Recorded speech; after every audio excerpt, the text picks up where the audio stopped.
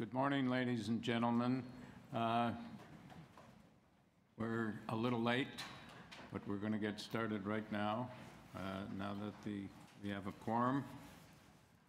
Before we get started, please turn off your cell phones or use the etiquette feature. Today's hearing's being audio and video recorded.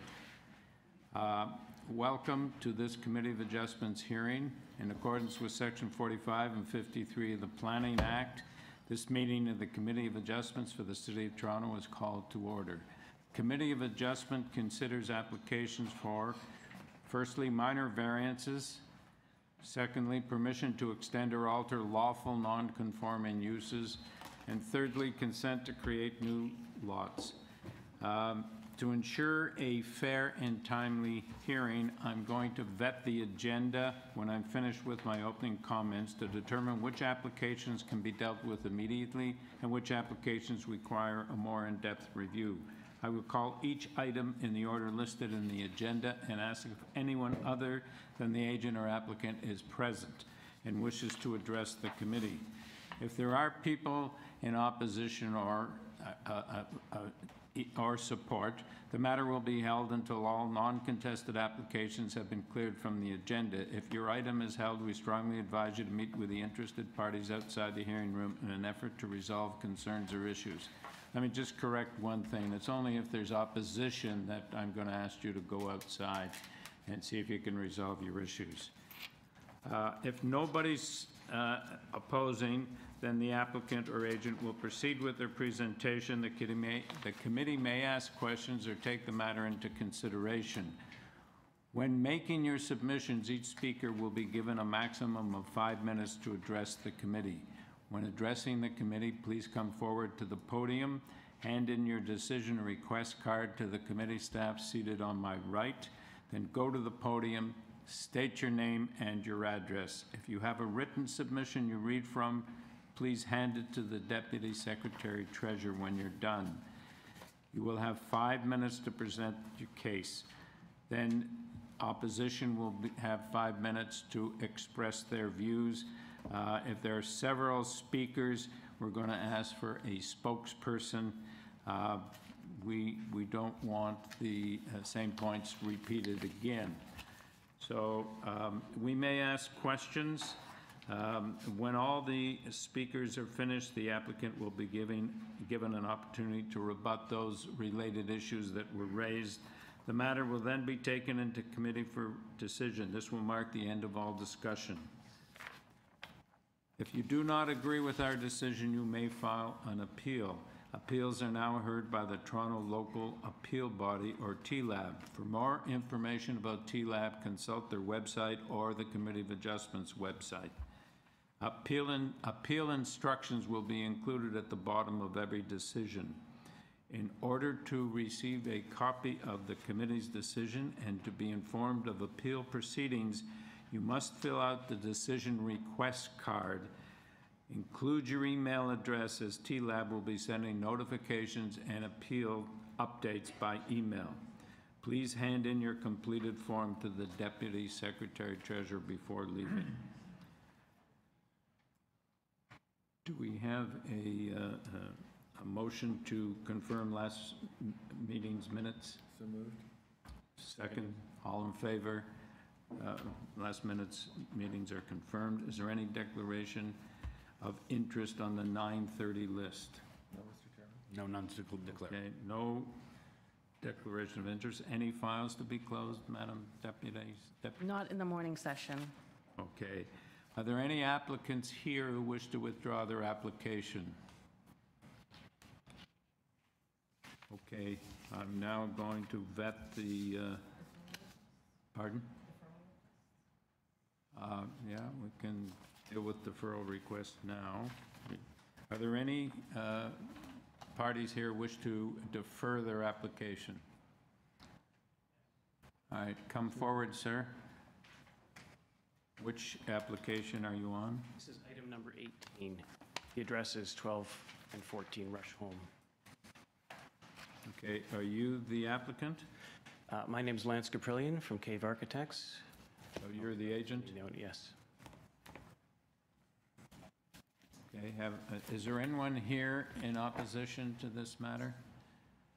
Okay, would you come forward and sit up here? Inside there.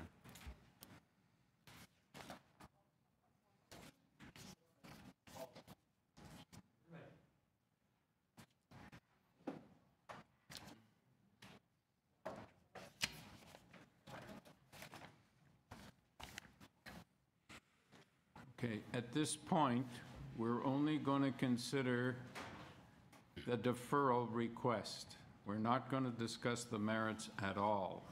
Please tell us, sir, why you want a deferral. Well, the owner needs to address some tenant concerns. I think there's evidence of that here. So they would like a bit more time to do that. We posted a notice on the buildings to indicate that we would be requesting a deferral today. Okay. All right, is there a spokesperson for the opposition? All right, would you please come forward? Would you just sit down for a moment?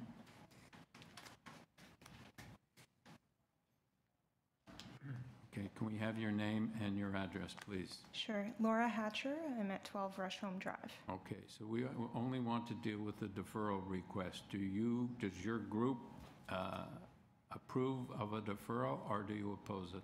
We oppose the deferral request. Okay, for what reason? There are 7 of us here today who've spent considerable time reviewing the application materials and preparing submissions.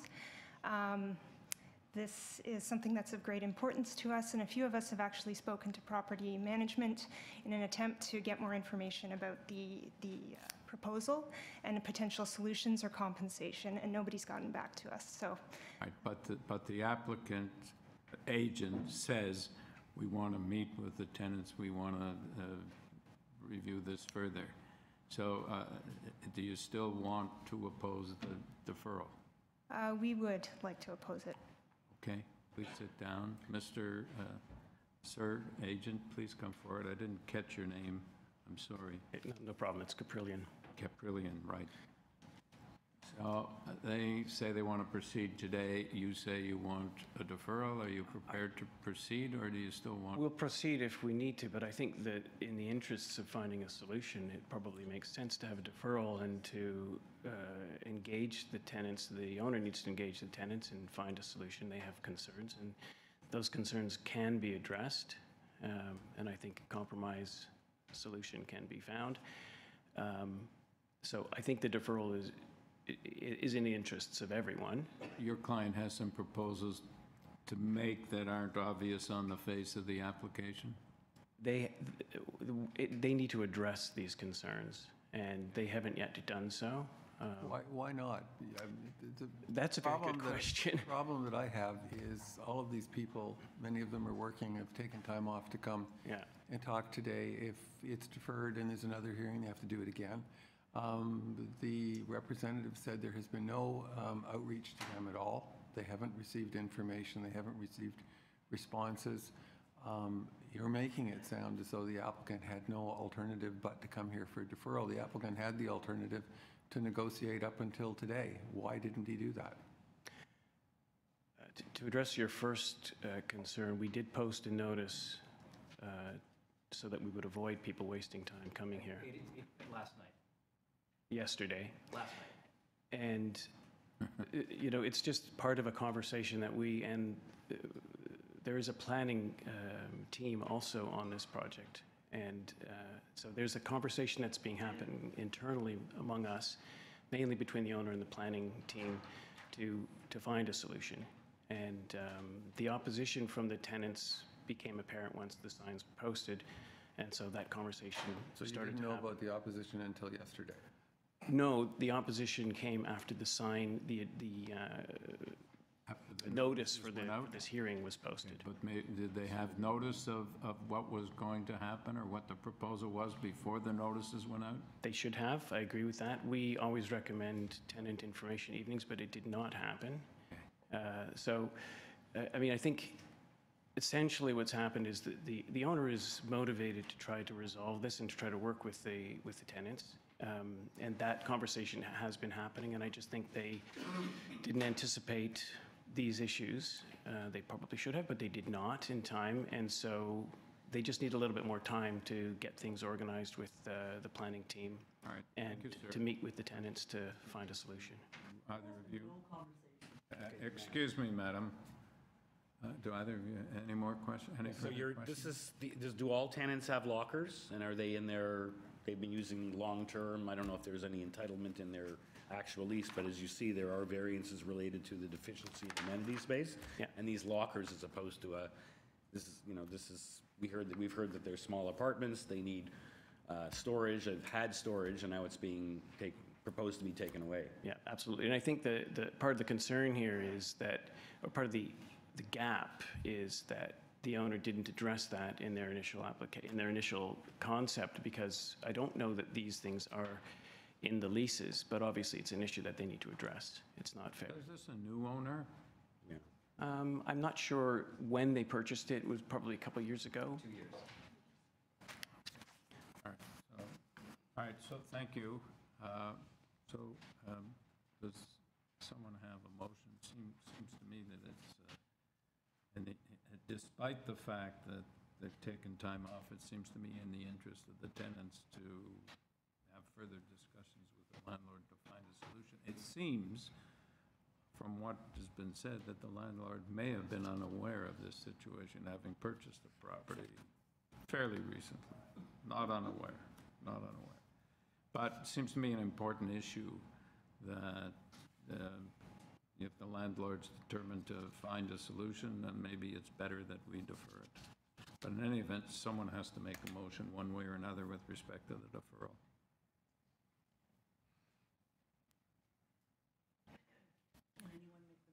No. we should make it. Mr. Chairman, not meaning to shoot the messenger. I appreciate that he's just reporting the applicant's performance to date.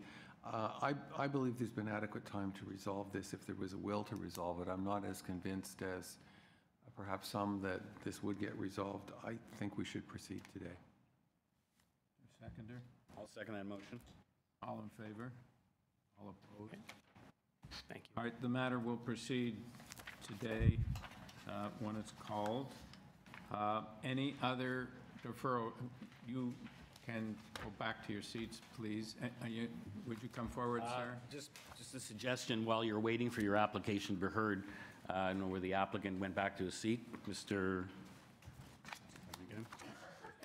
Brilliant. Maybe, I don't know if you want to take the time before your item is heard, after all the uncontested, to perhaps meet with them and have some discussion, or perhaps you'd have to get instructions for that as to what you're proposing is, at least not have a deferral of 3 months, but have a deferral at least for an hour until we get to your application, to use that time maybe constructively to meet with the people outside.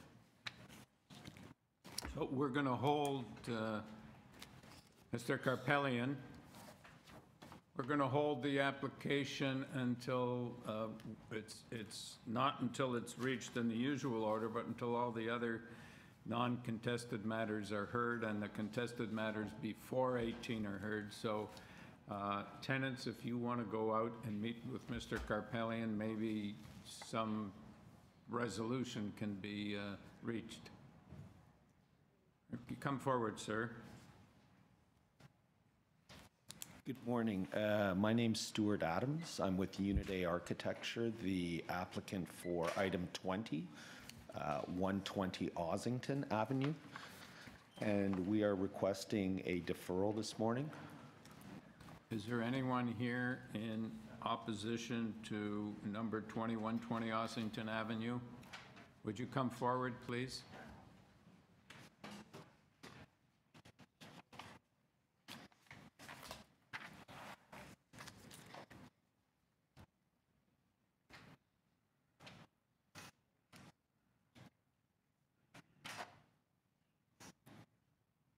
Yes.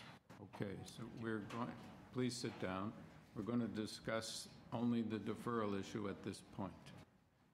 So could you tell us, sir, why you're requesting a deferral? There's 3 reasons that we're requesting the deferral this morning. One is that a community group has expressed concern about the way the document's written, and they would like to discuss it further, my understanding is. So when This you say group- the document, you mean the application for Yes, the variances? application. Yes.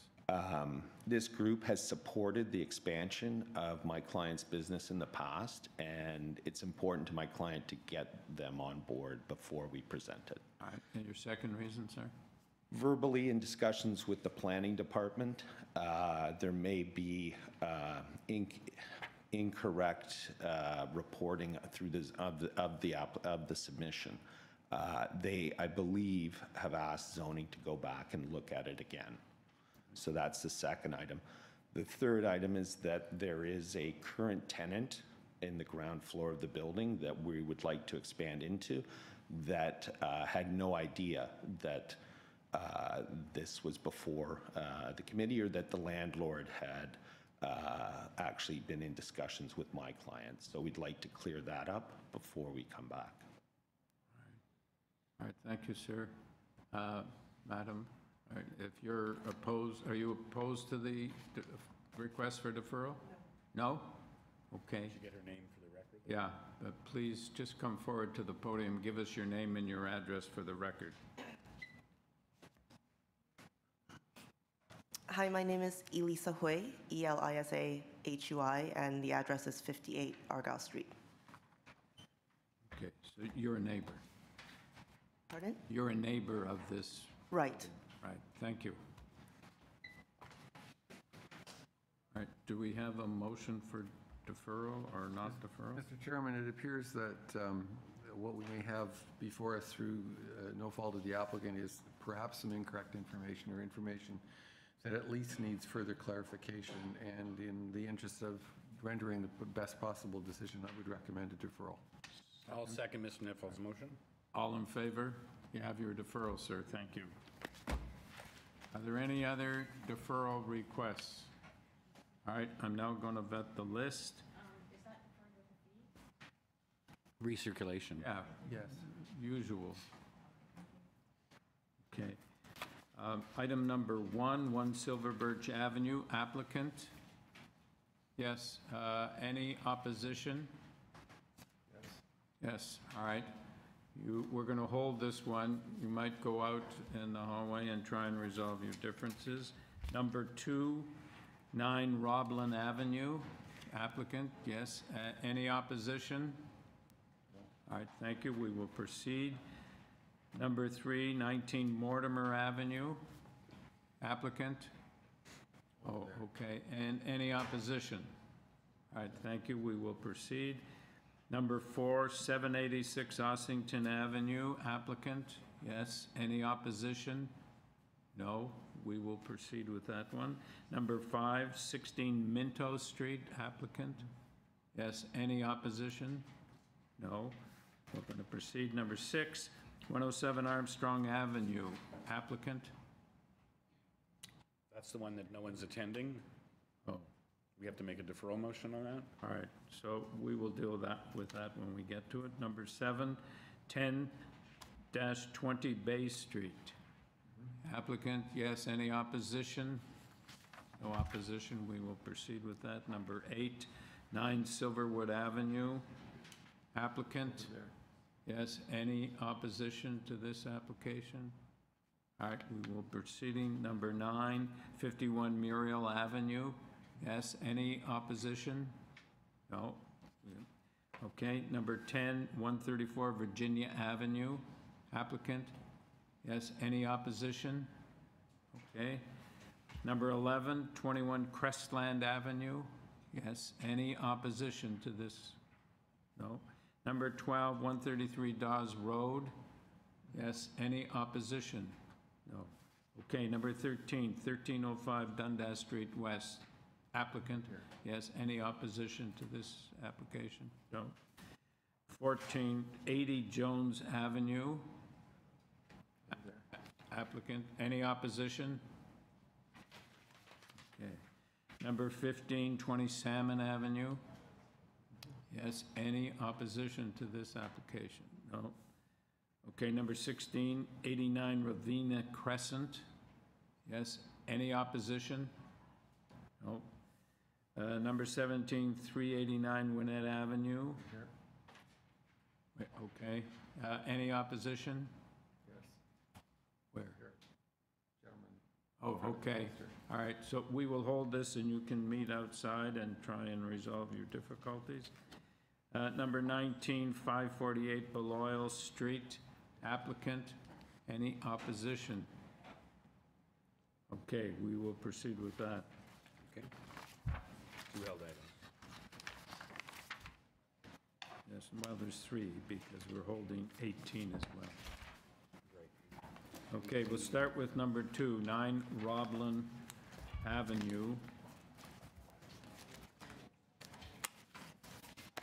Purpose of this application is to alter the existing one-story detached dwelling into a 2-story dwelling by constructing a complete second-story addition, a rear 2-story addition with ground floor deck and rear basement walkout, and reconstructing the existing front porch. A new rear detached garage will be constructed closer to the rear lot line. Before us in this application, we have material submitted by the applicant. We have including a summary of neighborhoods, etc. And we have 3 letters in support. Your name, sir? Good morning, ladies and gentlemen. My name is Brad New. I'm agent and also designer for this project. Can I give you some material maybe you don't have?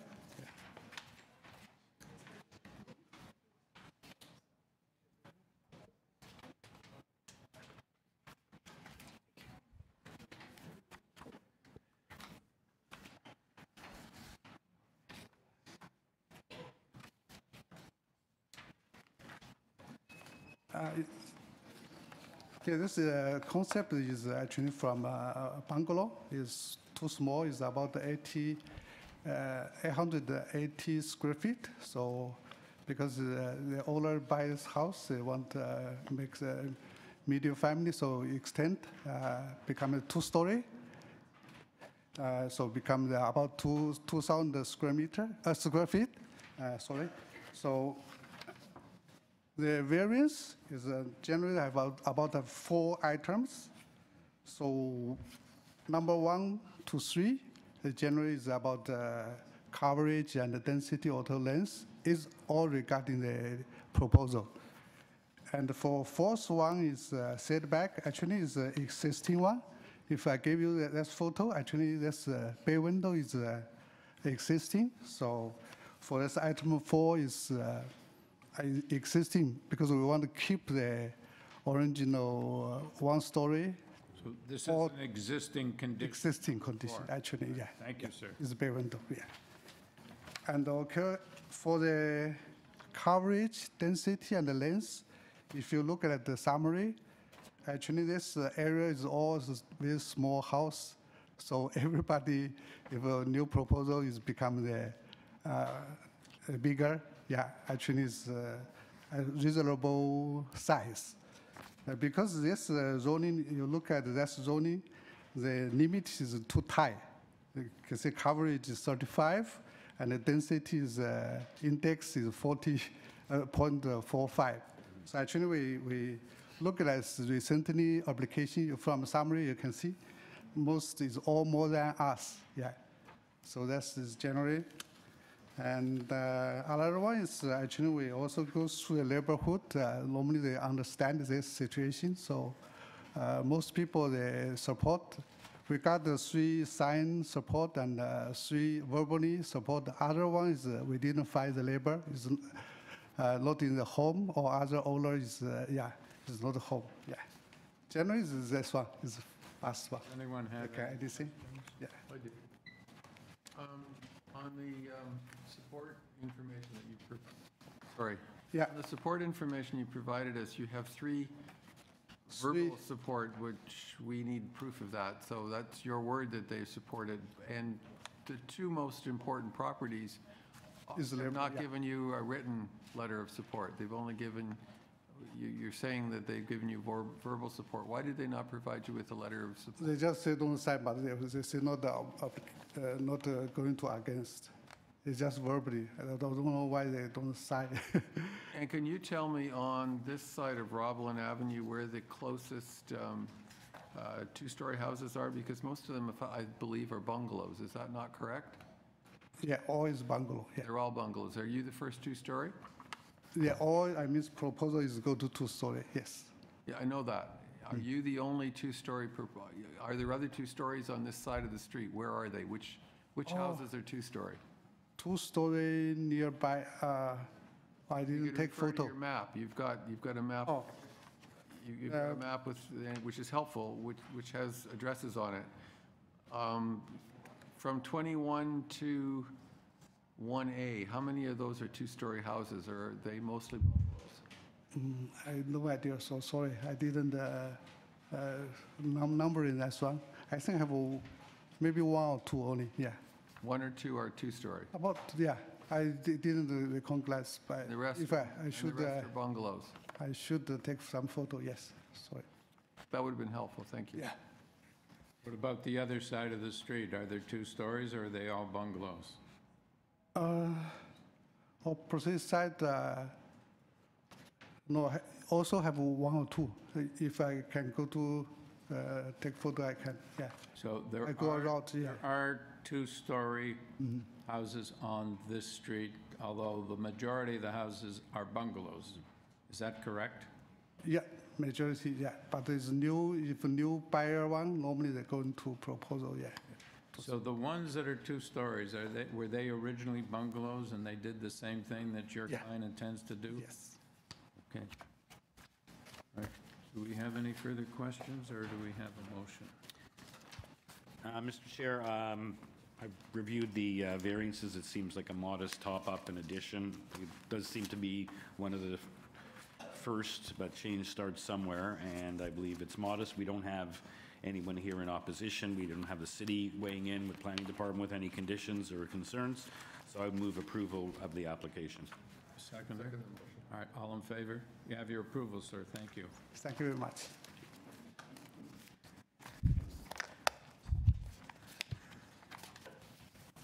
Number 3, 19 Mortimer Avenue.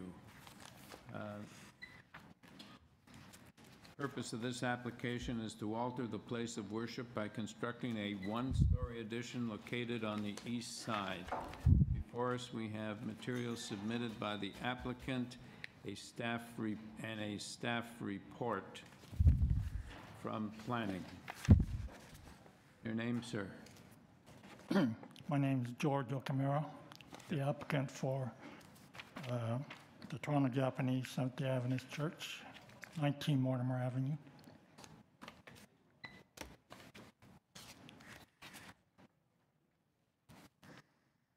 Are you aware of the recommendations of the planning department on this application? Yes. And are you in agreement with them? Oh, yes. Thank you. Have any further questions? No.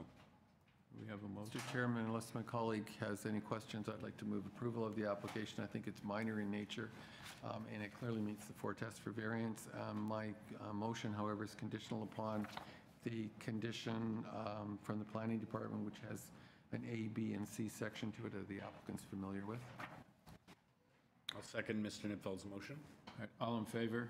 You have your approval, sir. Thank you very much. Number 4, 786 Ossington Avenue. Yes, the purpose of this application is to construct a new 3-story, 3-unit detached dwelling and a 2-story laneway suite with 1 parking space, a garage storage area, and 3 bicycle parking spaces on the ground floor, as well as a 2-car garage on the ground floor. Before us, we have material submitted by the applicant, a staff report from planning, and support from 792 Ossington Avenue. Your name, sir? In addition to that, I've just received a letter of support from the counselor. Could you bring it board? forward, Of course. please?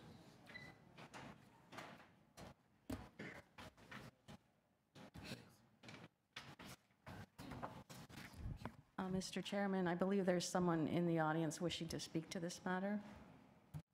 Are you in opposition? Yes. Were you here before when I vetted the list? I was, but I didn't understand it very well, so I asked that gentleman over there. Okay, all right. So since there's opposition, I think we should hold this down and you go out and speak to this lady and see if you can resolve the differences. We'll hold it down for you. All right, thank you.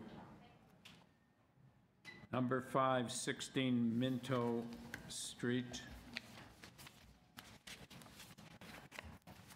The purpose of this application is to alter the existing one-story, two-unit detached dwelling into a three-unit dwelling by constructing a two-story addition above the existing building with a front second-story balcony, a rear three-story addition, and a three-car parking pad in the rear yard.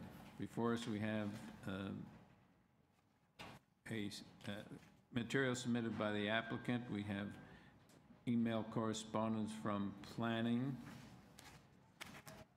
And yes, and a report from the Conservation Authority. Your name, sir? My name is David Stickney. I'm the agent for the owners. Yes. So there's an existing bungalow on the property, but there's a unit in the basement and a unit on the main floor. The purpose of the application is to make additions above and to remove the unit from the basement. There's also should be correspondence from the TTC in the list there, but yes, there's some conditions posed there. But for the TRCA, there's one condition that couldn't be met was that the basement unit that exists could not pass muster for their standards because it's below flood level. So part of the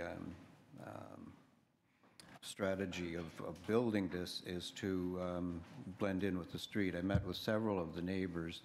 They preferred a kind of a modern aesthetic because most of the street, if you've been there, is certainly in new houses that are in that sort of vein. And we've done something that is really similar to what's next door to the west. So if I can just show you the I just want to clear up one item. Does that mean that these three units that you're proposing do not include a unit in the basement? That's correct. Okay, and that would be a condition of any approval we might render? Well, the TRCA would not give permission for that, so. Can I ask another point of clarification? Sure. We have a letter from you indicating that you may not need variance number 4. Is variance Correct. number 4 then withdrawn? It is now withdrawn, I should clarify that.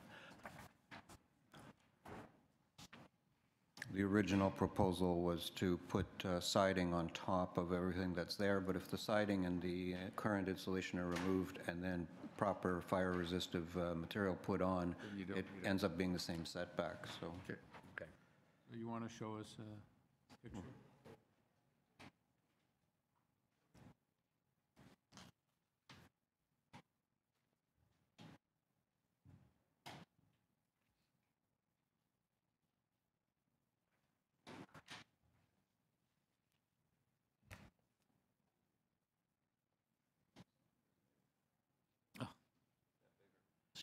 Wow, okay.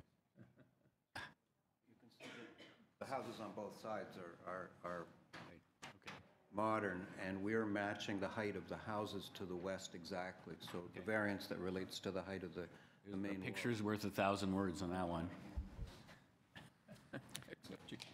Okay, Mr. Chair, if Mr. Nipfel doesn't have any further questions, I'm prepared to make a motion of approval of the application, items 1 to 3, item number 4 being withdrawn, as well as 5 and 6, and variance 1 under the old bylaw, subject to, okay, I think the TCC letter is just for information. It has to be posted on the leases. Well, right, but we don't impose, has nothing to do, we don't impose that as a condition, so we say it's for information purposes only. And do we need in a motion as a condition for the TRCA, or I think that's outside our jurisdiction as well? Right, okay, so no conditions. No condition with respect to no basement unit. Well, is that a TRCA condition, or is that something that we can impose? Right. Okay, so we don't need to make that a condition? But we're approving 3 units. I think, I don't know, I would have thought we wanted to say 3 units, but not any. Is there going to be any habitable space in the basement, or no? It'll just be for, It's predominantly storage. so it'll be storage in And a relation recreation room. with the tenant on the ground floor, or will use that as storage, I guess? But there is a tenant in the basement. or Currently. Was. Well, there still is a tenant in the basement. This proposal would actually eliminate that during construction, and then the basement space is really just a recreation space and storage in the front. Okay. Do you want to add a condition, Michael? If you think it's, okay, so we'll have to provide it, we'll add a condition, a friendly amendment to that motion, that there be no dwelling unit in the basement. Second the motion. All in favor? You have your approval, sir. Thank you, Mr. Chairman.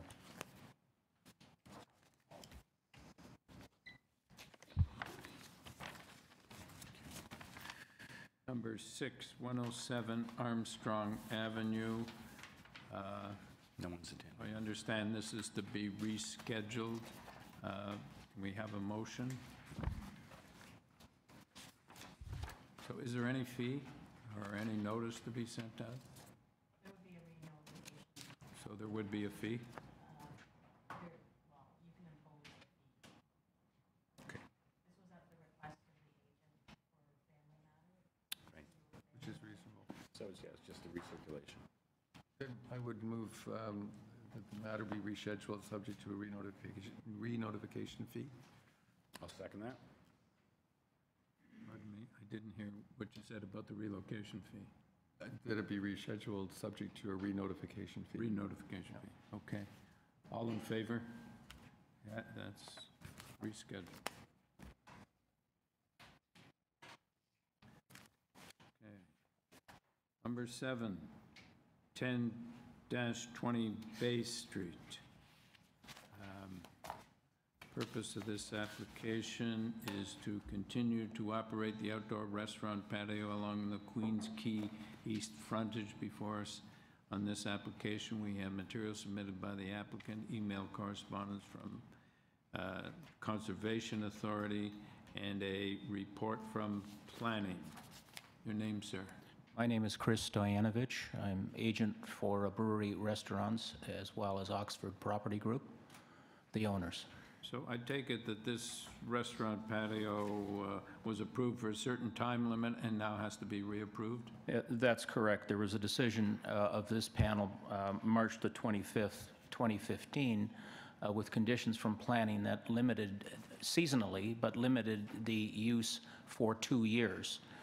We're back, reapplication, with planning's agreement to eliminate that time period so that seasonally the patio could continue to operate on an annual basis without having to reapply. Okay, no time limit. No time limit, sir. Okay. Does anybody have any further questions? Well, staff has, you're aware of the staff report and the conditions? Yes, I've discussed those with city planning and reviewed the conditions with my client, and all's well from our perspective. If Mr. Nipfel doesn't have any questions, I'm prepared to make a motion of approval of the application subject to the 3 planning conditions set out in their memo, and that would be my motion. All in favor? You have your approval, sir. Thank you. Thank you, sirs. Number 8, 9 Silverwood Avenue.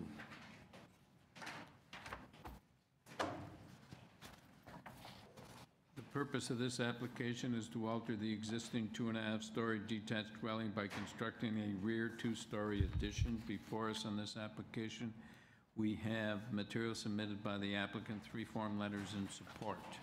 Your name, please. My name is Joanna Shapira. I'm the owner of the house and agent. Mr. Chairman, unless my colleagues have any questions. Michael, do you have any questions? No. I consider this to be a very minor application, and I think it's justified.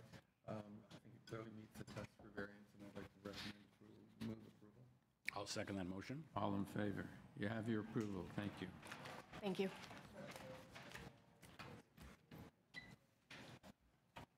Number 9, 51 Muriel Avenue. Purpose of this application is to alter the existing 2.5-story semi-detached dwelling by constructing a rear third-story addition. And before us, we only have material submitted by the applicant. Your name, sir? My name is Barry Goldman. I'm the architect and agent for the application. Did you not receive the letters of support from the neighbors? No. Oh, okay. We did send that to the committee, but I'll just give you a hard copy now. I regret I only brought a single copy. Well, we'll read it into the record, so just bring it forward and... Okay. So, Mr. Goldman has submitted a package of approvals from neighbors, 41 Muriel Avenue, 43 Muriel Avenue, 45 Muriel Avenue, 47, 49. If I may... Pardon? More? No, I drew a little map for myself, indicating who's... Both adjacent and across the street. This is the subject property adjacent on either side. Is 53 one of the ones as well? You got 53 is the adjacent neighbor. Yeah, 53, I have. And the guys behind. Okay, so 53 as well, 59, 102 Eaton Avenue, 104 Eaton Avenue. Those are... The neighbors to the rear, they would have a view. Yep. Carl. Thank you. Yeah, the rear addition, it's the neighbors behind who are really important, in addition to the ones on the side. Just a quick question, Mr. Goldman. What's the existing floor space index? I see 0.69 is permitted. You're seeking to go to 1.31.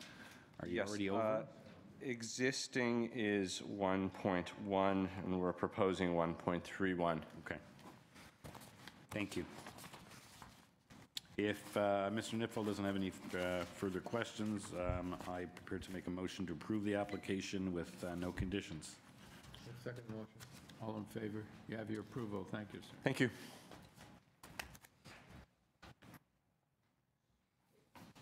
Number 10. Can I just take a quick second? We read them before. We were invited through. Someone opposed when we spoke up. They just don't want to wait all day, but we'll say that they're no longer opposing number 4. Thank you. What number are you?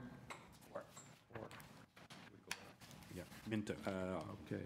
All right, let's hear number 4 now. OSSINGTON. 786 Ossington Avenue.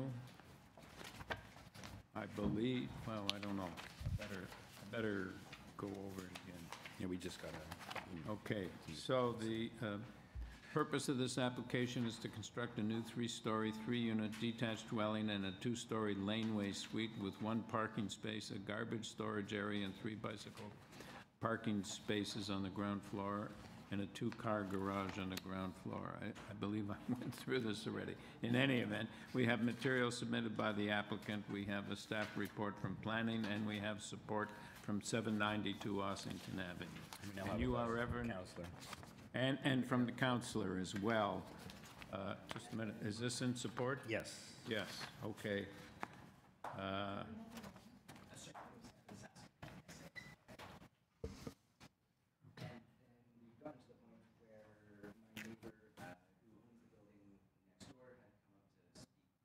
Yes.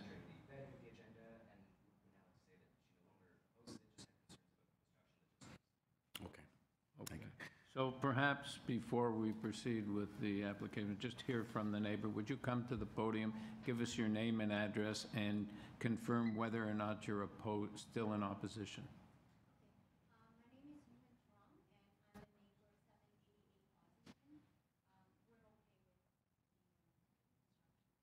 Okay. You're okay with the variances as well? Right, thank you very much. You can sit down now.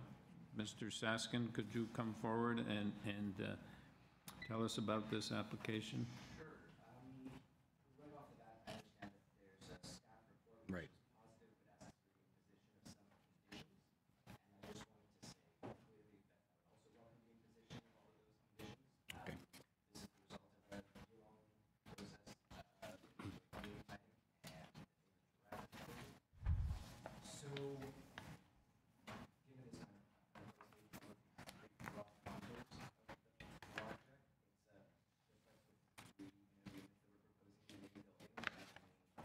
Sir,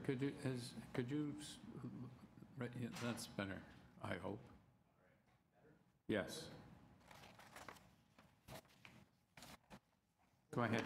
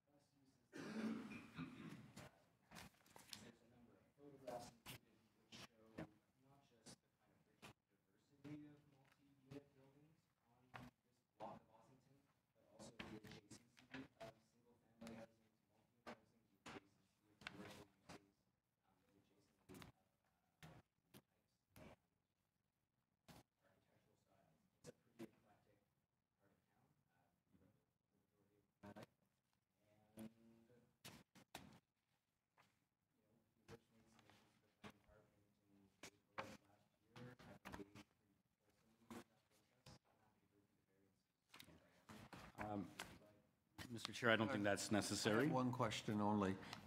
It would appear to me that and it appears you have support and the proposal seems to be well thought out.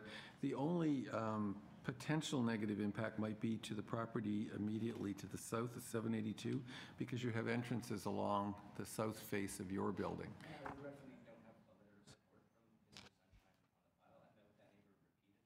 At 782, is that the person at 782? Yeah, the adjacent building to the south. Yes. And he's repeatedly voiced his support, and he told me that he'll email it in tomorrow. But he hasn't done that yet. Okay, but he also hasn't sent in an objection. Yeah. Yeah. Right. We've spent some effort in the window placement of the property to ensure that there's no direct overlook from one to the other. Yeah, I was thinking more of the access in, but if you've had those conversations, I'm satisfied. Thank you. Okay. Mr. Chair, if there's no further questions, I'm prepared to make a motion. I see we have a rather detailed planning report, with including background. This has been a long process. We have the area councillor very much in support as looks at a forward-looking proposal on how Toronto can grow given the laneway housing. So I would be pleased to move approval of the application subject to the conditions requested to be imposed by City Planning in their memo dated December 6th, which the applicant has said he is fine with. So that's the variance with respect to the laneway suite and to be constructed substantially in accordance with the architectural plans noted, and variance 7 being this with respect to the primary dwelling, also built in substantial accordance with the south side elevation and north side elevation drawings. And that would be my motion. Right, all in favor? You have your approval, sir. Thank you. Okay, now we go back to number 10, 134 Virginia Avenue. Purpose of this application is to alter the existing one-story detached dwelling by constructing second and third stories, a two-story rear addition, a front porch, an integral garage, a rear basement walkout, and rear first and third story decks.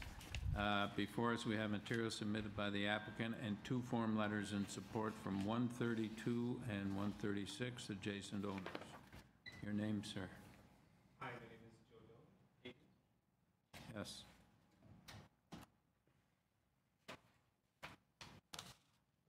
Do we need to hear from Mr. Dunn? I personally don't have any questions. I would have had more questions if you'd had opposition. The fact that you have support from both adjacent owners gives me confidence in the application fitting into the community. Okay. So on that basis, unless Michael has any questions, I'd like to move approval of the application. Excuse me, I think it meets the 4 tests and is desirable development, and there are no conditions. I'll second that motion. All right, all in favor? You have your approval, sir. Thank you. Thank you very much. Number 11, 21 Crestland Avenue. Purpose of this application is to construct a new two-story detached dwelling with an integral garage and a rear basement walkout. Before us on this application, we have material submitted by the applicant and a staff report from planning. Yes, your name, sir. Good morning, Mr. Chair. My name is Christian Chan. I'm the land use planner for the applicants. Right. So with the application, I've submitted a report from C2 Planning. There's also a staff report containing 3 recommendations from staff and 1 condition that the plans be tied to that the approval be tied to the plans. And my clients are okay with those conditions. Those are revised plans. Could you just very briefly indicate what revisions you made and for what reason? I gather those plans Yes. all from discussions with the planning department. So planning staff, if I may approach the panel, have advised, and C of A staff have advised me to give you the revised plans. They are also contained in the staff report from city planning. I wanted to know what generated the revision. In discussions with city planning staff, they had concerns regarding the 9.38 height variance that was requested. Those are for variance number 3 and 4. 3. And revising the height. Old bylaw? From the new bylaw, 8.5 meter, and eliminating the variance number 1 from the old bylaw. Yes. 8.5 meters. Okay. So to address the concerns of the staff, we've withdrawn variance number 1 from the old bylaw and reduced variance number 3 to the new bylaw. And the plans reflect that change? Yes, so if you can see the elevations, sirs, the plans do reflect those elevations. And it's 8.5 you're requesting now instead of 9.38. That is correct.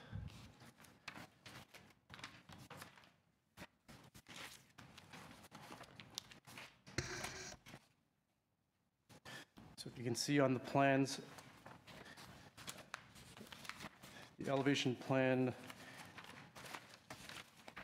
A200 to A203.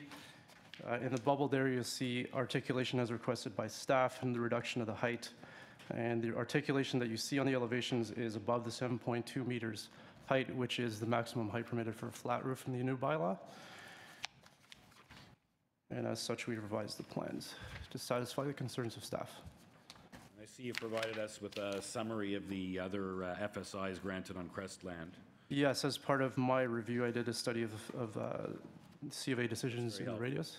And just to describe on Crestland Avenue the range of approvals for FSI, as well as a brief summary of what's been approved in the neighborhood. And Mr. Chair, if Mr. Nipfeld doesn't have any further questions, I'm prepared to make a motion of approval of the application subject to the reduction of variance number 3 under the new bylaw from a height of 9.38 to 8.5, and subject to the 3 planning conditions set out in the memo dated December the 6th. And that would be my motion. Deleting the one variance. Deleting the variance and variance number 1 under the old bylaw. I'm seconding the motion. I was particularly pleased to see the revisions that were generated in the discussion. I think they're positive revisions. All in favor? Have your approval, sir. Thank you. Thank you. Number 12, 133 Dawes Road. Purpose of this application is to alter the existing 2.5-story detached dwelling by constructing a rear 3-story addition with a rear 3rd-story deck, and we have before us in this application material submitted by the applicant, email correspondence from planning, and a report from planning. Have you received the report from planning? I have. The report from planning was in response to an original email I got back when this application was submitted, requesting a little clarification as it related to both the coverage as well as it relates to the large 3rd floor rear deck. I responded to planning with basically saying, look, the increased coverage is mainly due to the existing garage that is located on the property, and we are okay with the condition of planning that coverage is tied to keeping the garage existing, and that coverage would essentially disappear if that garage were to be removed. It could not be applied to the dwelling itself. In terms of the privacy screening, that was actually the suggestion of the client to provide that. This is a corner property, so in terms of the overlook that would occur from this is really mitigated by not only both the privacy screening, but the actual garage that we previously spoke of being located in the rear yard of the property. About the platform.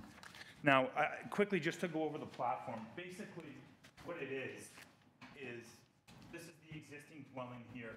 The proposal is actually to remove this portion here that was the existing porch. So that the proposal is actually to remove that and now make that open air. There is no alteration to that front portion at all. Okay, so rather than the stairs essentially coming off the flanking street of Dawes, which is here, the stairs now actually come off the corner over here.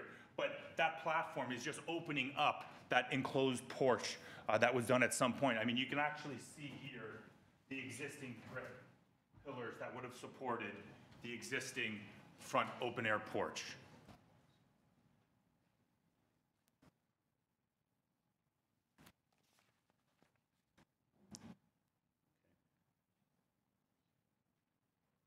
But there's still, the platform's still there? The platform would now just be open air rather than being enclosed. There's no actual addition to the platform itself. It's going to stay, we're just going to take off kind of the board and batten outside that's there.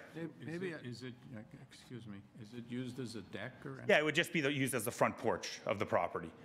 Okay, but on top? No, there's no proposal for anything on the second floor at the front portion of the dwelling. So it's not really a platform, is that correct? It would act, well, it is covered because it is covered by the roof. Right. Oh, you mean it's a ground floor? Correct. Platform? Yes, yes. Could you put the side elevation out? Maybe I misunderstood. I thought the concern was with the second floor platform. There is. There's a second. There's Yeah, a third I floor. thought that's the one I thought the concern was about. Yes, it is. I can show you that here. Sorry, maybe I misunderstood. It's on drawing A08. This may actually help a little bit here. That's actually the existing side elevation. You are correct. That platform is proposed to be right here at the rear. Sorry, I thought you were speaking of the... And it's up in the air. It's off. It is on top of the second floor, yes, correct. Accessed off of the third. That would be mitigated again by the privacy screen. In addition to the existing garage that's located at the rear of the property that would prevent overlook into any neighboring properties.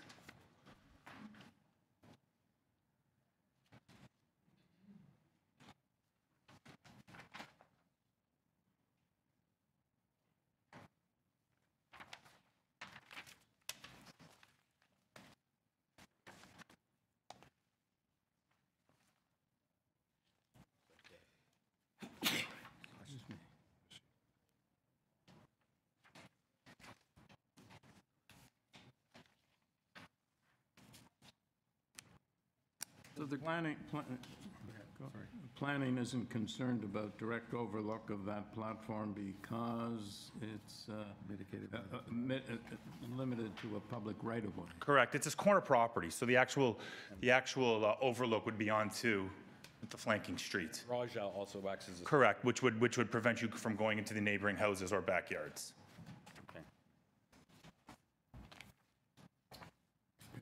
If no one has any further questions, I'm prepared to make a motion of approval of the application. I was originally concerned with the size of that deck, but having read the planning memo, that explains it away. So subject to the two conditions, being the proposed screening on the north edge of the third-story deck and the fact that the lot coverage exclusive of the accessory structures be limited to 35% of the area of the lot. And I also have a note here about being substantially in accordance.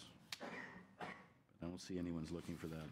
Within condition number one of plannings. Oh, right, it is there, okay, and constrict substantially. So subject to those two conditions, which are really sort of three conditions, I would move approval of the application. Would you consider a friendly amendment to have the height of the screening defined as a minimum of 1.5 meters, which is normally what we require? Yes, for sure. Yeah, on that basis, I'd second the motion. All in favor? Have your approval, sir. Thank you. Number 13, 1305 Dundas Street West. Good morning. My name is Melissa Winch. I'm counsel for the applicants. Hang on a moment and I'll introduce this application. The purpose of this application is to alter the existing three-story mixed-use building by converting all 8 existing dwelling rooms into dwelling units for a total of 24 dwelling units. Construction will also include reconfiguring the indoor amenity space, recladding the front facade, and reconstructing the front basement stairs to the existing restaurant. In support of this application, we have material submitted by the applicant and a staff report from planning, and we have support from 1305 Dundas Street West, apartment 303. Yes, your name? My name is Melissa Winch. I'm counsel for the applicants. Yes. So essentially what you have before you today, we seek minor variance to permit the proposed renovation of an existing building, and it's an existing 3-story mixed-use building. It's been in existence for several decades, and there currently is no bike parking, there's currently no vehicle parking, and there currently is no indoor or outdoor amenity space. What this proposal is seeking to do is to facilitate minor changes to the building, including a small reconfiguration of the residential uses, going to remove the artist and photography studios to create indoor amenity space, and will also convert 8 existing dwelling rooms that are located throughout the 2nd and 3rd floors of the property to be dwelling units. And essentially to do that, all we're going to do is add a kitchen to these units. And that will result in 24 dwelling units within the building. And as you noted, construction will also include... Can I ask you a question? Because I'm a little confused. It says here, by converting, in the purpose of the application, it says, by converting all 8 existing dwelling rooms into dwelling units, and all of a sudden, presto, we get 24 dwelling units. How does that work? So let me explain. There are existing dwelling units in the building already. There's a mix of dwelling units and dwelling rooms. So they're only talking about 8 That's that are going to be converted and That's right, and it's just adding kitchen have to 16 them. others. That's right. So there's not, it's not all 8, it's 8 of the existing dwelling units, of which there are 16. So there's 8 dwelling rooms. There's only 8 dwelling rooms within the building. All of those 8 dwelling rooms are becoming dwelling units. The remainder of the rooms in the building are already dwelling units, meaning they have a kitchen, and those are not being changed. Okay, so these 8, so when you say, so I guess they're shared facilities with these 8 existing dwelling rooms? Yes. Is that how, that's the difference between a dwelling room and a dwelling unit? Right, a dwelling room has a bathroom but does not have a kitchen. Okay, so there's a common kitchen for these 8. It's been short-term uses. It's been, yeah. So you basically have, you have existing 16 units and 8 dwelling rooms, and now you're going to have 24 dwelling units. Correct. Dwelling rooms. Correct. Okay. And you've seen the conditions seeking that community planning is seeking to impose as a modest financial contribution to the to provide bicycle rings in the public right away. That's agreeable. That okay. And okay. So I'm prepared to make a motion if there's no further questions to approve the application, subject to the condition with respect to the financial contribution, but just to add to that, that it's to the satisfaction of the city solicitor. It has to be to someone's satisfaction. Yeah, absolutely. Second the motion. All in favor? You have your approval. Thank you.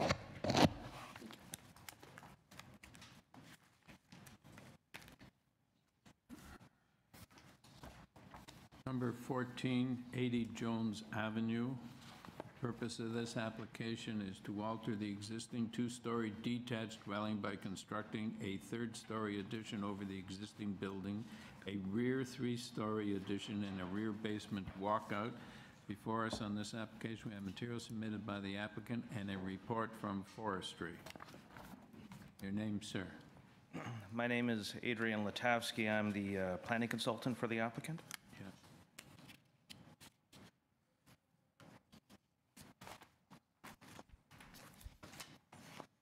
Do you have questions for the applicant? Much.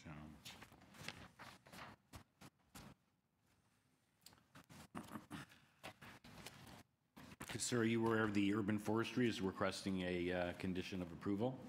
I am aware of that, sir. Actually, if I could take a moment to speak to that. While in principle we don't really have an issue with the condition. We don't necessarily think it's required. If I could point out why that's the case. Condition 2?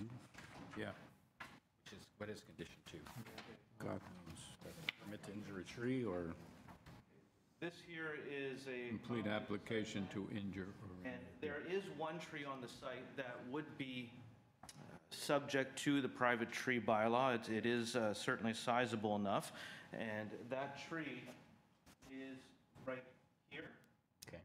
And you can see that the proposed addition really doesn't approach that tree. There's no intent or desire to remove that tree, and it will be protected during the construction process as per the city's normal requirements. That's the only tree that would really qualify under the bylaw. So forestry may have determined that the root system is close enough to the construction that they need protection. I really can't speak to forestry's reasons there. That's why I say that we don't necessarily have an issue with it, because I just don't think it's required. That's all. Okay. You can work that out with them and either have to create a complete application to injure or remove a tree or to protect the tree. Okay. So, any further questions? No, I'm prepared to move, unless you have any questions? Go ahead. I'd like to put forth a motion of approval for the application subject to the forestry condition number 2. If it's not required, they can waive it subsequent to this decision. But I believe it's a reasonable application and the variances are justified. I'll second that motion. All in favor? Have your approval, sir. Thank you. Thank you. Number 15, 20 Salmon Avenue.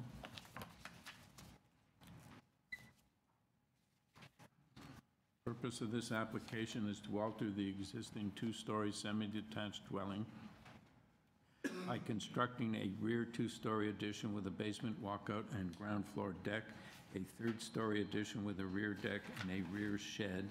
Before us in this application, we have material submitted by the applicant, a report from planning, support from 16, 23, 26, and a form letter in support from 22, 26, and 31 Salmon Avenue. Your name, sir? So my name is Gabriel Fain. I'm the architect and agent on behalf of the owners. I just want to make sure that you have the zoning waiver in front of you with the reductions in the minor variances that were originally requested. What we have is a report from the planning department with a variety of recommendations that change all the variances. Okay. They're reflecting revisions you've made to the plan. So I'm wondering, do you want to walk us through, very quickly, walk us through some of the revisions and what impact they had on the variances, and then? Yeah, so. You got this report that I'm? Yes, I have that report. You've got it as well, and it's got your revised plans appended. Yeah, so essentially the lot coverage was reduced from. Just before we get to that, the purpose of the application includes a rear shed, and I believe that was deleted on the. Correct, because that added to the lot coverage. So we eliminated that in order to reduce, in addition to reducing the overall size of the addition, to get the lot coverage down to a point which was acceptable to planning. So let's start with variance number 1. Lot coverage is reduced. Lot coverage is reduced, which would also reduce the overall GFA. The height was reduced from 9 point. Let us deal with the actual numbers. 42.1. 42.1% is the lot coverage that we're requesting. And 70 square meters. 70 square meters, correct. The second variance is the height from originally 9.9 meters, and we would like to ask for 9.5 meters. Height of, number 3, height of all side exterior main walls, also 9.5 meters, a reduction from 9.9. The FSI has been reduced from 1.16 to 1.06, which ends up being the lot area of 177.2 square meters. Yep. And finally, in the old bylaw, a reduction from 9.9 meters of the height to 9.5 meters in height.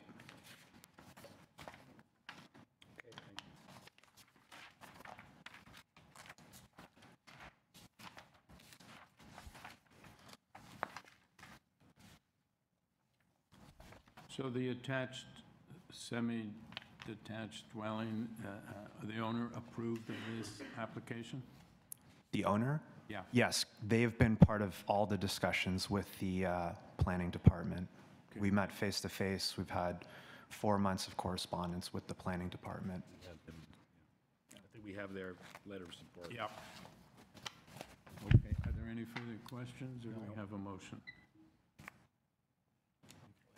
I'd like to move approval of the application subject to the planning conditions that were noted, and it's included in the conditions, but just to make perfectly clear that the addition is to be constructed substantially in accordance with drawings A1.1, A5.1, and A6.1 of the revised plans. Subject to those conditions, I'd like to move approval of the application. I believe that the variances are in the interest of the community and clearly meet the test for variance in the Planning Act. As amended, yes. And I guess we just also remove the rear shed from the purpose of the application? Is it friendly? Yes. Yes, fine. I'm prepared to support that motion. All in favor? Have your approval, sir. Thank you. Number 16, 89 RAVINA Crescent.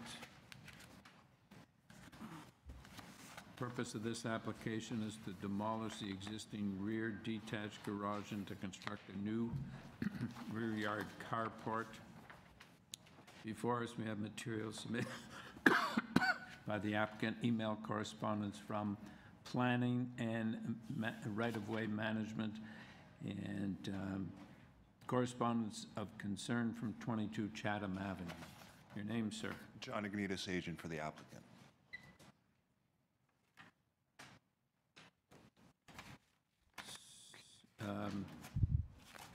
Okay. I have a question about number 1. You're reducing the soft landscaping at the rear to 6.96, should be 50%. Yes. Is that existing, or? It is existing. There is the existing garage on the premises. And as part of the rebuilding of the proposed accessory building, we're moving it to within the property line. And as such, there's a slight variation, but it's within 0.5% of what was there. So, as I understand it, in this, if I got my applications right, this is where the existing garage encroached on Correct. laneway? Correct. In fact, the adjacent properties on both sides do the same. So ours is an improvement to the. But your new carport is not going to encroach? Correct. We're moving it to within all the property limits. So you don't need to deal with right-of-way management, because they suggested an encroachment agreement if you did encroach. Correct. We had our initial zoning review, at which time we, in order to maintain the schedule for C of A, we put in a zoning waiver, which identifies the applicable variances for the current proposal before you, which was the proposal as submitted to Committee of Adjustment, and the drawings reflect that. Okay. Any further questions? I wonder, to clarify, I'm trying to find a way of clarifying the right-of-way management's concern. I'm wondering if we might change the purpose of the application, which I don't think would affect the notification, but to say, to demolish the existing rear detached garage and to construct a new rear yard carport. Within the lot lines? Or within private property. So that clearly it is not on the side, it's not extending beyond. Would you have an objection to that? Not at all. And then we wouldn't have to add the condition from right-of-way management. Yes, we are trying to alleviate that. Yeah, because in their memo, they're asking that new construction be set back onto private property, so that by putting that in the purpose, that will accomplish that without any variance number. And obviously, if you do, then you'd need an encroachment agreement. Okay, do we have a motion? I'd like to move approval of the application subject to the slight rewording of the purpose of the application to ensure that the carport is in fact constructed totally on private property. On that basis, I believe the application is reasonable and justified, and meets the 4 tests for variance. Second? I'll second Mr. Nettafal's motion. All in favor? You have your approval, sir. Thank you. Number 19, 548 BALLIOL Street.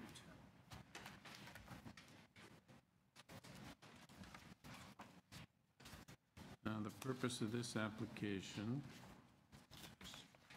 is to alter the existing 2-story semi-detached dwelling by enclosing the front porch and constructing a rear 2-story addition and a rear ground floor deck with exterior stairs. We have before us material submitted by the applicant, email correspondence from planning, support from 15 foremen, and 28 form letters in support, or a form letter with 28 signatures, I suppose it should say. People on BALLIOL and on foreman, and we have one letter in opposition or concern from 550 BALLIOL Street. Right. So your name, sir? I'm Adam Snow. I'm the owner of 548 BALLIOL. I have a question for you, Mr. Snow. What is the current floor space index? I see you're seeking to go to 1.14 times coverage, whereas 0.69 is permitted. I assume you're already over. Do you have that number? The existing is 0.95. Okay. Thank you. So what you're adding is rather modest. Yes. Mr. Snow, the only objection we have is unfortunately from the dwelling that you're attached to. Can you illuminate us on any discussions you've had with these people? Some of the concerns are not within the purview of this committee, but there is a concern with the floor space index, and there's a concern with the second story obstructing light. They're not here, so perhaps you've resolved the conditions. Maybe you could advise us. We actually just became aware of the letter moments before the hearing. We have reached out to our neighbor on a couple of occasions, and he didn't respond to our request to discuss our project. And we've looked at the letter, and the issues that he raises, as you say, are mostly beyond C of A, but the light issue, there is a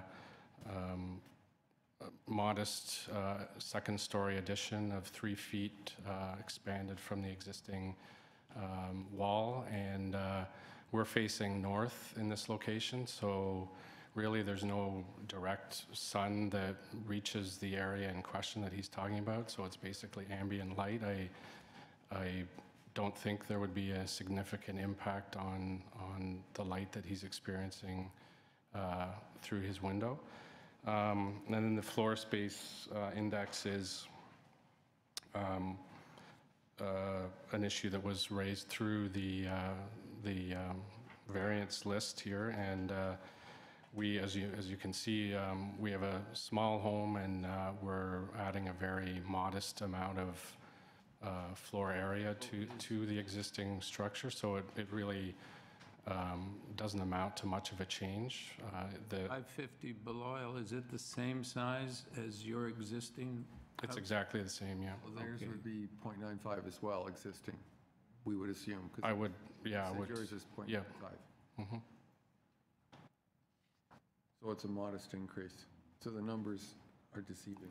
And there's a note in the notes regarding the bylaw that the numbers include the basement area, which I think is unusual. Usually we're talking about the ground floor and second floor, but the way that you walk up to our first floor, so I guess the basement is actually closer to the ground level than the first floor is, so it's included into the mix of the calculations. And if you actually calculate with just the first floor and the second floor, the floor space index is much less. And your porch is not extending beyond anyone else's porch? porch, you're just enclosing a portion. There's a porch on either side of you. Yep, there's a porch either side, and we'd just be enclosing about 2/3 of the porch. Thank you. Mr. Snow, I see there's a memo in the file. It's not in the normal form of a planning memo that we get from the area planner dated September 6th, where they first of all say that they feel it's a modest addition. Adjacent to minimal impact on adjacent properties. And with regard to the front porch enclosure, a condition may be requested that the committee limit the front yard setback to the enclosure only. In other words, you're not going to go above. And furthermore, ensure that permeable pavers are installed to account for the reduction in soft landscaping. Have you seen that, Emil? I haven't actually seen that. No. I realized the letter from the neighbor was dated only December 7th, but this was back in September. So it says that the existing front yard configuration is not changing, therefore it was already deficient about landscaping and soft landscaping. And by taking a look at the street, he confirms that there's several examples of enclosed or partially enclosed front porches. So would you be adverse to a condition to the effect that that setback will only be with respect to the ground floor, which is variance number 4, the minimum required front yard setback, and as well as the permeable pavers? Would you accept that? Because I think we sort of missing that they were requesting that. Permeable pavers is fine. Sorry, what was the other? Just that your variance for the front yard setback is only for the enclosed porch, and this is you can't extend it up, which obviously you'd have to come back, because you'd have then your GFA would be higher as well. So, yeah, the nature of the building is it's really not would preclude that second-story addition anyway. Right. Yeah, you would have to come back as you'd be over unless you decided not to build the back addition and go up in the front. So they're just asking that as a condition. Any further questions? No. Okay, I'd be prepared to make a motion of approval of the application, subject to the, basically paraphrasing the September 6th memo from Robert Ursini, with regard to the condition with respect to the front yard variance only referring to the enclosed porch and nothing above, and as well as the permeable pavers. Second. All in favor? I have your approval, sir. Thank you. Thank you. Now we go back to number 1. 1 Silver Birch Avenue.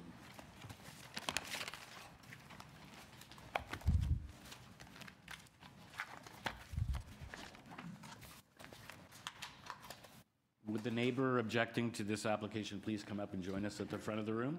Mr. Chair, if I may, before Mr. Oak, I'm working with the neighbors for application number 18 and in discussions with my name is Robert Brown, and the applicant's architect has agreed to withdraw the application. I wonder if you'd be so kind as to deal with that before you get into the controversial items. The applicant's going to withdraw the application? Yes. He's right here. Pardon? Without a deferral, there's no opportunity for us to really find a solution to their issue, so there's no point in proceeding. We'll withdraw it. So you've had some discussions outside that did not bear Not fruit? fruitful. Okay. So you're withdrawing your application at this time? Yes. All right. Thank you. We have a motion in favor of... Yeah. That's we don't need a motion. converting the lockers to units. I guess we don't need a motion if you're withdrawing your application. Is that correct? So, well, you need a motion to close Close the file. Right. Okay, I'll so move. Thank you. All in favor? You have your so moved motion. Okay, so who went first? Michael. Thank you.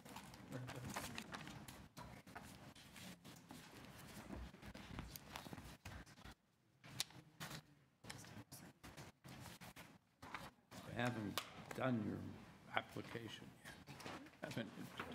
Thank you. Okay, so we're now back to number 1. Number 1 Silver Birch Avenue. The purpose of this application is to replace a 1-story detached dwelling with a 2-story detached dwelling and integral garage we have before us.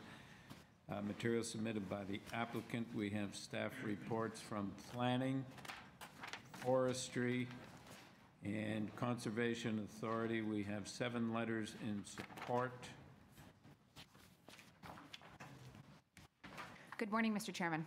We're back where we started with number 1. My name is Costello. It's Costello, first initial E. I'm counsel for the homeowners and the applicants, Mr. Stephen Howe and Aaron Mitchell. As you've indicated, what you have before you is an application that my clients have brought forward. They live in the immediate area, just on one street over on Willow, and they've acquired this really quite beautiful lot, quite close to the lake. This is a corner flanking lot running north-south from Lake Ontario in an established neighborhood, which has seen some modest level of reinvestment and intensification.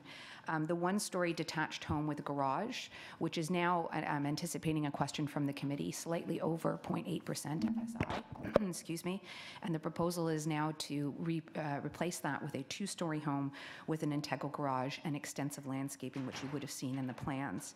I think what I want to do is focus on 2 of the variances which are here before you. The first is the FSI, and the second is the dwelling length.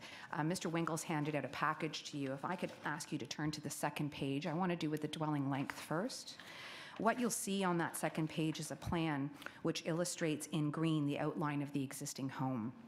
And if you can see that, what you'll actually see is the home proper that is being proposed today is not as deep as the existing home, which is outlined in green. Mr. Winkle, perhaps you could put that on the screen just so we can point that out.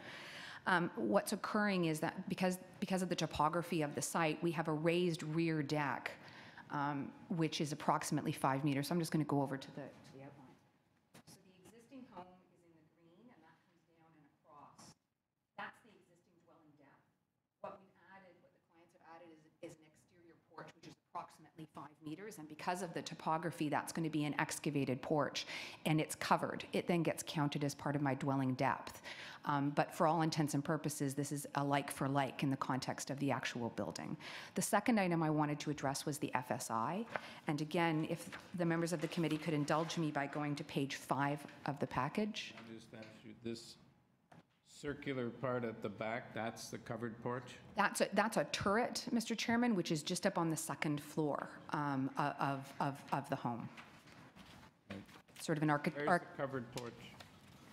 The porch is, if you can go, Mr. Chairman, to page 8.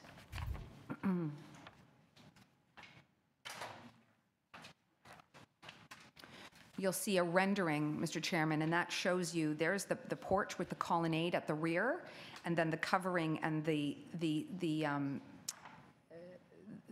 pergola. What did I just call it? The turret. Thank you, Mr. Wengel, which is above that. So that's why that gets counted as the depth.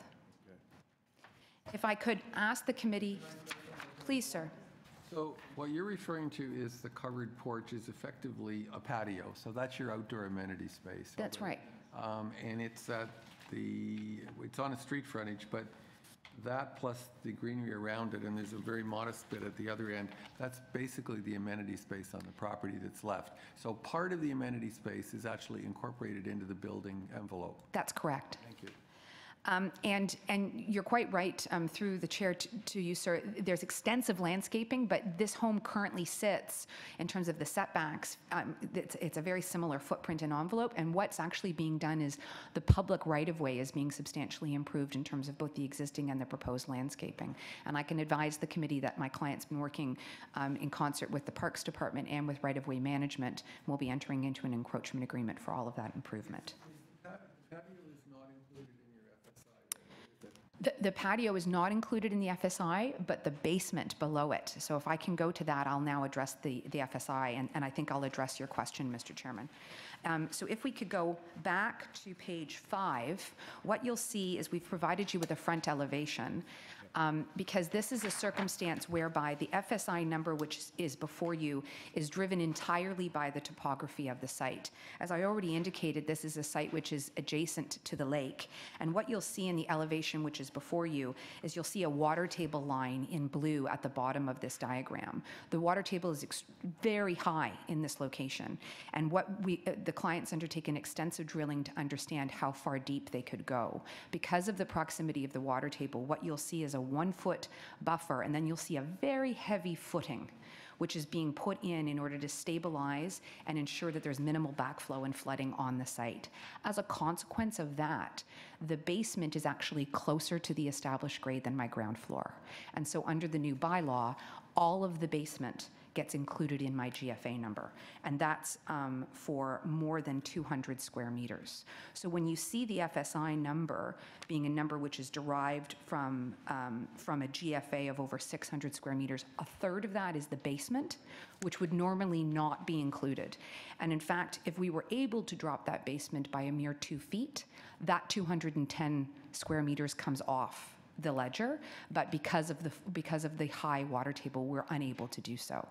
That's why in my respectful submission, the planning staff report, which is positive, nonetheless ties us to 88 times on the ground and second floor, because what planning staff recognized was that this was very much a variance driven by the unique features of the site. So planning staff have limited us to 88.88 times. 0.6 is what's permitted in the area. We're at slightly over 0.8 now with the existing home. So it's actually quite a modest increase in terms of what's actually going to be impactful. On that issue, I think... Look at your drawing on the second page. It Yes, sir. looks as if the existing house is larger than... Well, the existing house is slightly longer, Mr. Chairman, but you're quite right in that what we've done is purposefully maintained and worked within the existing footprint of the home. The only addition is you'll see there's a small increase at the rear, and Mr. Wengel is being helpful enough to be my pointer. And what's, I think, important to note is that the immediately adjacent neighbor has written a letter of support. In fact, we have letters of support from all of the immediate neighbors in the vicinity. I think my final observations simply would be that the other comment planning staff made was that they asked us to agree to be tied to the west elevation drawing. And the reason for that, again, through you, Mr. Chairman, is that we worked with planning staff before coming forward to the committee. There were reductions made. So as a result, there's no height variance before you. There's no sidewall height variance before you. And in particular, planning staff wanted us to work on an articulated roof line, notwithstanding that there was no height variance, because of the length of the home. And so that was important to staff, and my clients and Mr. Wengel worked with them to ensure that was done, and we're happy to abide by that condition. We understand that there's forestry comments. We expected those. We have no concern with those as well. It's the standard form forestry comments. I'm going to just stop there because I did go over the 5, and I thank you for that. And we did have an opportunity to speak with Ms. Dashwood, who lives up the street. We had a good conversation, but it didn't address her concerns, so I'll give her an opportunity to speak. My thanks to the committee. Could you come forward, madam?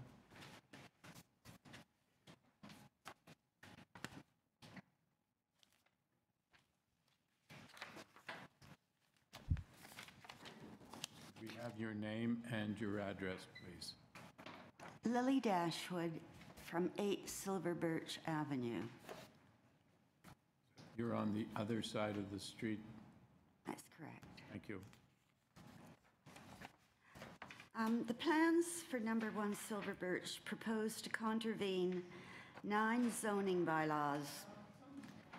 Were they supported, this would be the thin edge of the wedge for more monster homes in our area, thereby spoiling the unostentatious feel of the neighborhood.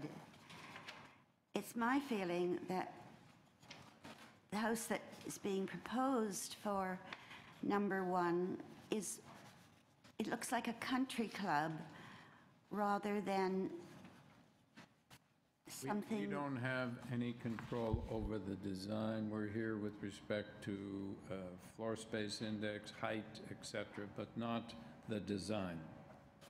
Well, it's a 2-story house as opposed to a 1-story house.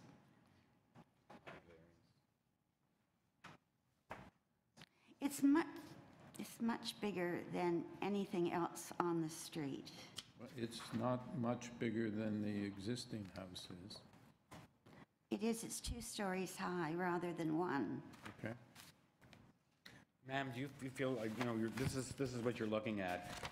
I personally feel that they've, as Ms. Costello just mentioned, that they worked to try to keep it not looking like a two-story house with the use of turrets and, you know, it's not your classic, it's not a two-story box. You not feel they've made some, you know, some effort to make it look less tall. It doesn't have any height variance. So they could have, I think that you don't feel that they've given some attention to having this fit in with the beach as opposed to what they could build. Well, I guess I can feel what I feel. Yes, of course.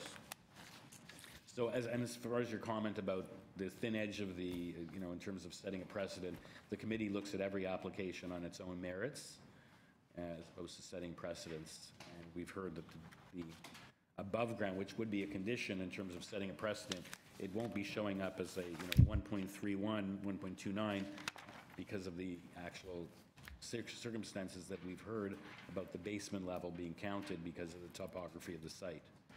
So I'm just about your comment about creating a precedent. My question is not a mitigating factor in terms of doing that. Are there other two-story homes in the immediate area, or they're all one-story? They're all one-story? I'm sorry? Are they all one-story in the immediate? Oh no. This one is just, it's a mega house. Okay. If you look at, do you have a copy of Mr. Wengel's materials? Well, I certainly do. Okay, well, I'm looking at page 9, and I see across the road from 1 Silver Birch, there's a house that is at least 2 stories, and it looks relatively substantial. I'm sorry, I didn't hear. I said on page 9, there's a picture of the house proposed, but across the road there's a picture of a house there that's 2 stories and looks relatively substantial. It's behind the white pickup, the white truck showing.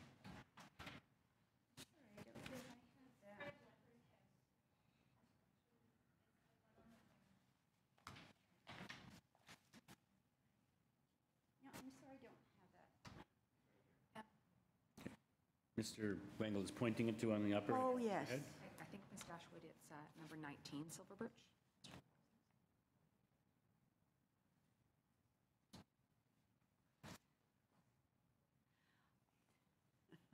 Yes, that house has been there much longer than the 52 years that I've been there. I think the materials, the style of the house, it fits into the neighborhood. You mean the subject property, or the one we're looking at across the street? The one that we're looking at across the road. You don't feel that the materials of this house fits in with the neighborhood? No. Okay. Like we said, we really don't have any jurisdiction about... I understand. The aesthetics aren't a concern of yours. It's beyond our mandate. I think I understand what you're saying, and I'm sorry that you are. Thank you. Okay. Any questions? Yeah. Do you have any... I'm not sure that I have anything specific to respond to. My only observation would be, and it's at page 3 of the committee's package, is that, as I indicated in my overview, the neighbors immediately adjacent at number 9 and 412, as well as the neighbors across the way, have all indicated support for the proposal. And those are certainly individuals, particularly at number 9. If you were thinking about a concern about overdevelopment or a mega home, it would be the immediately adjacent neighbors who share a side yard, rear yard, and a front yard. And just with respect to the notion of fitting in, I'd simply make the observation for the committee that in addition to staying within the footprint of the existing home, particular attention was actually paid to pulling back the rear yard so that we line up with the property immediately adjacent at number 9. And you can see that in the diagram which we included in our package, so that the rear wall of the home is actually pulled back. And that was done in order to ensure that the neighbors had a less obstructed view than they do today of the lake and of the park. And so I actually think our clients have paid careful attention to the siting of this home and to the design of it, and have worked with both the planning department and the immediate neighbors to address their concerns. It's interesting you're pointing out that for the adjacent, the most immediately affected neighbor, this is in fact And it's an really an improvement. It's an improvement. Even though it's two-story versus one-story. Correct. Well, I think the way the house is sited on the property, because it's a corner lot and because it's not front to back, it's side to side. That's right. I lived in a corner house. It looked like an awful big house, but it wasn't much bigger than anybody else's house. Right. But because of the way it was sited, it looked big. And I And think because everyone can see all the way down the home, right? So you see that depth. that's the way, I think that's Ms. Dashwood's concern. Subject to any further questions, those were all of my submissions. I thank the committee. Mr. Chairman, this is a very large house. I think the lady's quite right. It is a very large house. I think and if what we were dealing with was just the numbers, I would not be in favor of this application. I think that the numbers reflect the architect's, I think, attention to capitalize on unique site and to try and address unique problems. I think because it's a corner site and it has visually the added benefit of the right-of-way space that's being landscaped as part of the property, and because of the way the roof structure has been handled, and in particular the fact that some of the amenity space is actually within the building envelope, are mitigating factors to me about the height or the size of the building. I'm prepared, if there are no other questions, to move approval of the application, subject to forestry condition number 2, the 2 planning conditions, but then I'd like to elaborate on the planning condition. I would recommend that the approval is subject to the project being built substantially in accordance with the site plan, front elevation, west elevation, east elevation, rear elevation, and the ground floor plan as prepared by Richard Wengel, architect. And my reason for that is my support for this application has to do with the way in which you've dealt with these particular concerns. I'd be very concerned with these numbers. As a blank slate. It could result in a monster. I appreciate that concern. Could I just ask for a moment just to confer with the architect that there's no concern with that? I don't believe there is, but I'd like to just check with my client. Thank you.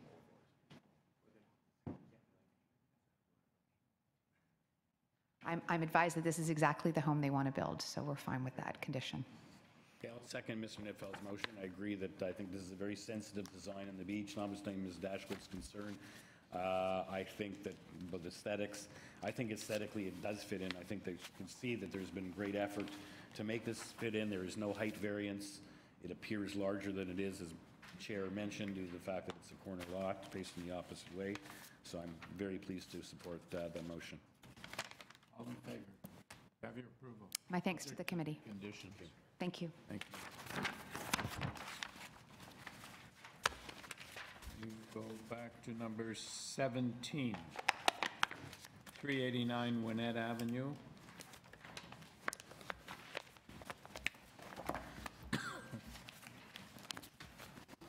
Good morning.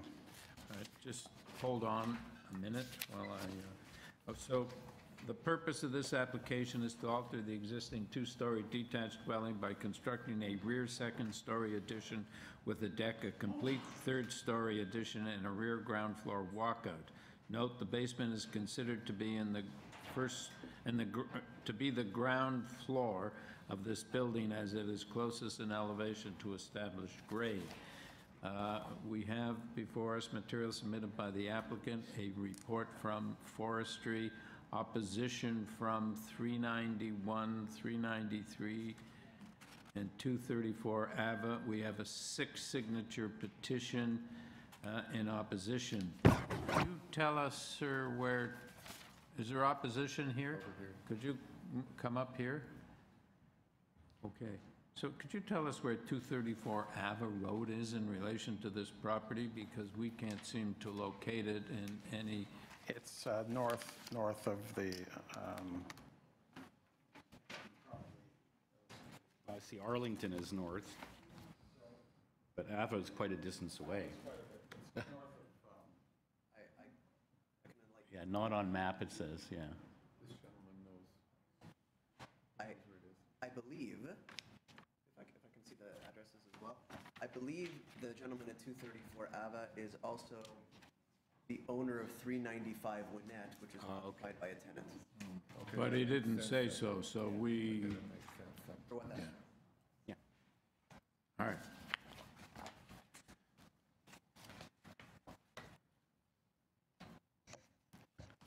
Okay, good morning. My name is Glenn Your Rubinoff. name's- Mr. Rubinoff? Yes. So we've had a meeting. I believe we've resolved the concerns, and I want to just summarize. We've eliminated variance number 1 for the length. The main concern expressed was for the length of the dwelling. That resulted in a reduction of the floor space index to 1.04. I have a revised site plan, which I will give to the committee. What is that in square meters? That's, Was 335.1, do you know what the one would be? I could provide that to you. It's 1.04. It's on the site plan here. It's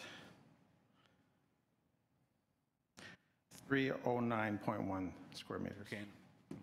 Following up on that, my only question on this application, or my first question is, what would be the FSI without the basement? We understand that. Thank you for asking. Basement is counting in this application, so. The density permitted is 80%. The above grade density is 69.1%.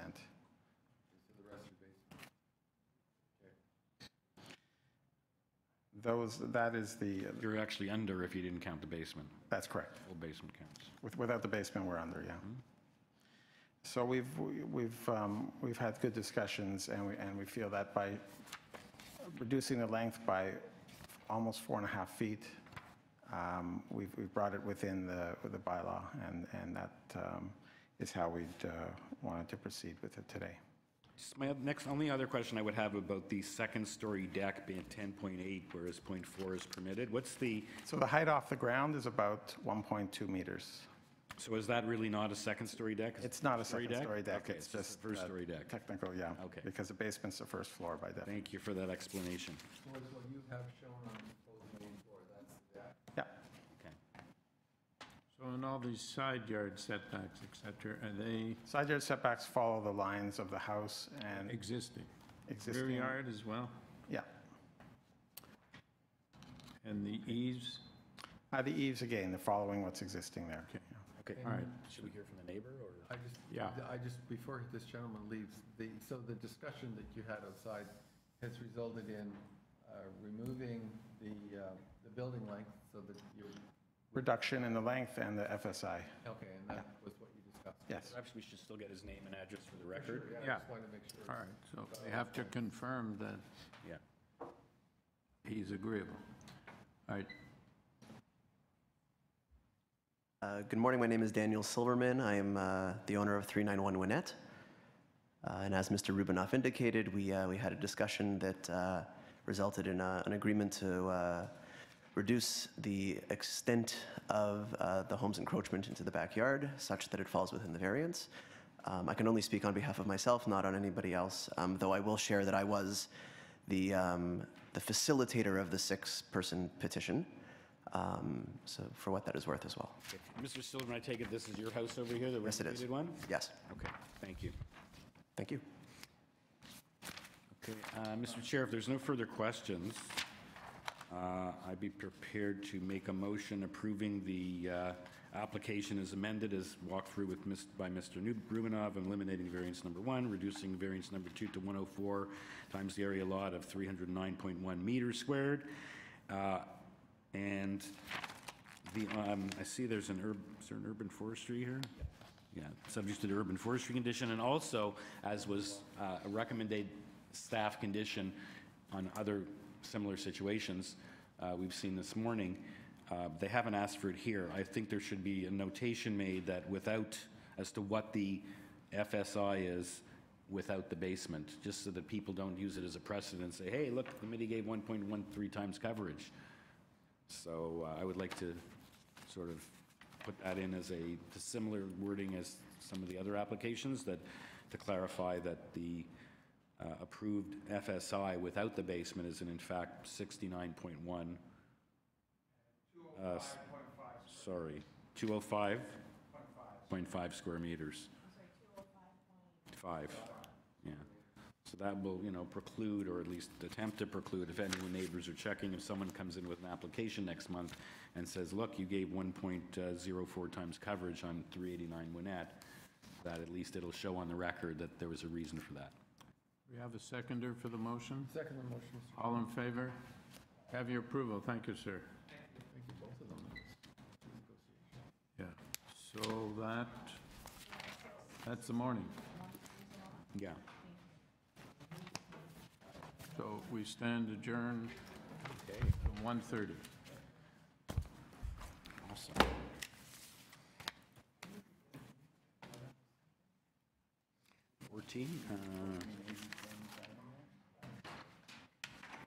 Yeah.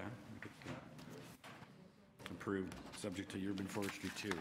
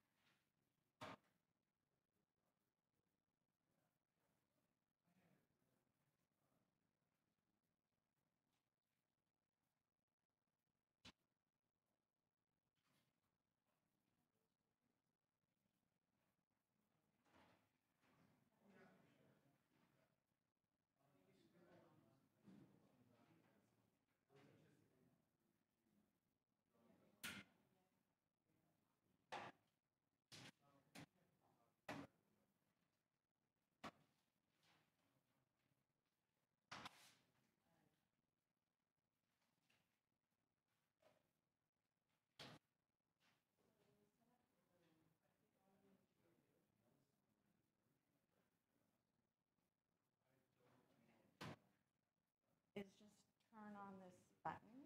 Oh, and there should be a sign here that says, don't turn it off. There's like a sheet.